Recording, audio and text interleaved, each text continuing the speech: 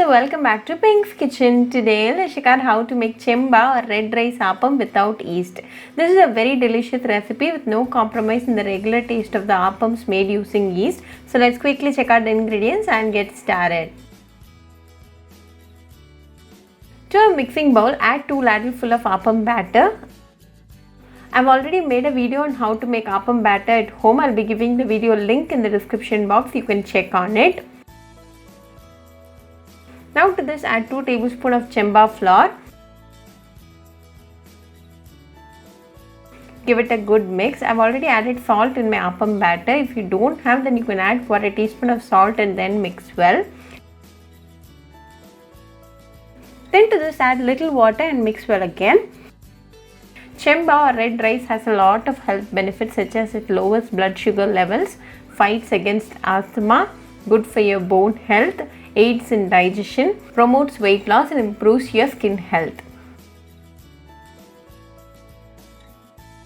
Now we have the proper consistency and our chemba appam batter is now ready. So let's go and make the appams.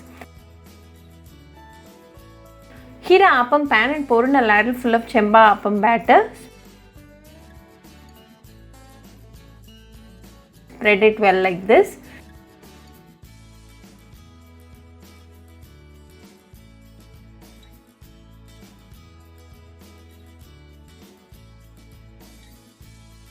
Close it with the lid and let this cook for 15 seconds.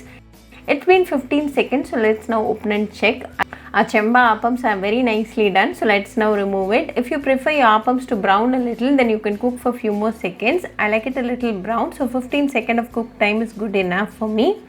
Now our delicious and soft chemba appam is ready. You can serve it either with coconut milk and sugar or with some chicken or egg masala. Very easy, delicious and a healthy breakfast recipe. So do try this no yeast chemba appam recipe at your home and write back to me your feedback. I'll meet you all with another interesting recipe. Until then, bye friends. Hope you like this video, so please do like, share, comment and subscribe to Pink's Kitchen channel and click on the bell icon for latest updates. If you wish to check out our recipes in Tamil, you can visit Pink's Kitchen Tamil channel. I'll be giving the channel link in the description box. Happy cooking and thanks for watching this video. I'll meet you all with another interesting recipe. Until then, bye friends.